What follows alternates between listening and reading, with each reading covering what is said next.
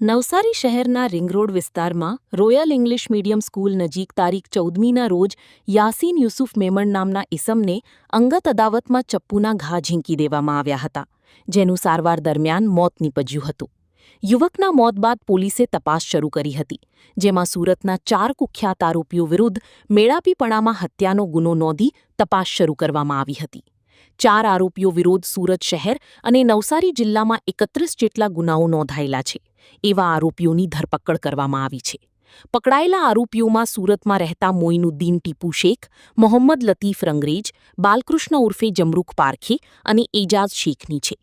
ચારેય આરોપીઓ વિરુદ્ધ 31 જેટલા ગંભીર ગુનાઓ નોંધાયેલા છે. એ તમામ આરોપીઓને નવસારી એલસીબી પોલીસે બારડોલી માંડવી રોડ પર આવેલા કંટાળી ગામેથી ધરપકડ કરવામાં આવી છે. પોલીસે ધરપકડ કરી ગુનામાં વપરાયેલા સાધનો અને પુરાવાઓ ભેગા કરવાની દિશામાં તપાસ શરૂ કરી છે.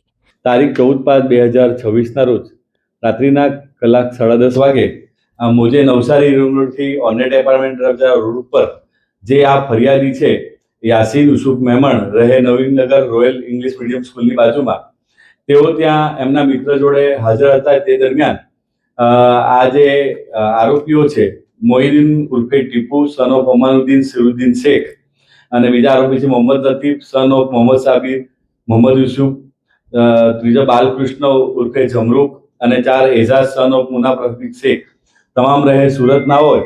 એક વ્હાઇટ કલરની સેન્ટ્રો હુન્ડાઈ કારમાં આવીને આ જે ફરિયાદી છે એ રિંગ રોડ પર હાજર થાય એ દરમિયાન ગાડીના લેવેચ બાબતે, પૈસાની લેતી દેતી બાબતે એમના વચ્ચે જૂની અદાવત ચાલી આવેલ હતી. તે અનુસંધાને આ જે આરોપીઓ છે એમાં જે આરોપી છે ટીપુ ભાટેના, એને આ જે ફરિયાદી છે એને જમણા પગના જાંઘ ઉપર થાપાના ભાગે ચપ્પુ વડે ઈજાઓ કરી અને બીજા જે 3-4 આરોપીઓ હતા તેઓએ એને ઢીકાપાટુનો માર મારીને ઈજા કરેલ હતી. જે અનુસંધાને જે આ ફરિયાદી છે એને સિવિલ હોસ્પિટલમાં દાખલ કરવામાં આવેલ હતો. વધુ લોહી જતા આ જે આરોપી જે ફરિયાદી છે એ મરણ ગયેલ, જે બાબતનો નવસારી ટાઉન પોલીસ સ્ટેશનમાં ગુનો દાખલ કરવામાં આવેલ છે અને જેની તપાસ વીઆર ભરવાડ પોલીસ ઇન્સ્પેક્ટર નવસારીના હાલ કરી રહ્યા છે.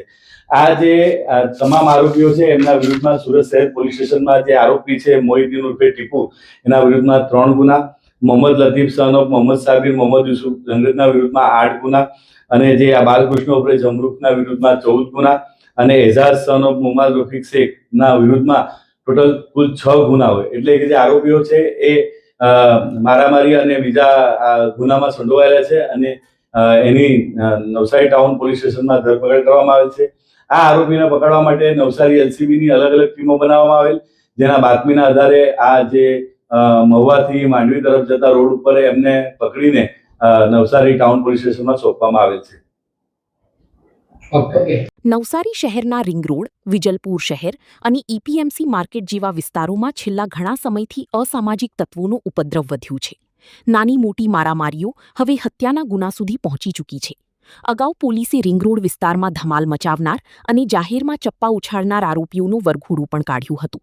હાલમાં જ યુવાનની રહેસી નાખનાર 4 આરોપીઓની ધરપકડ કરી છે અને અસામાજિક તત્વોથી ઉભરાતા વિસ્તારોમાં પોલીસે અસામાજિક તત્વો વિરુદ્ધ કડકાઈથી કામ લેવાની શરૂઆત કરી છે. ઉમેશ સોની, નવસારી.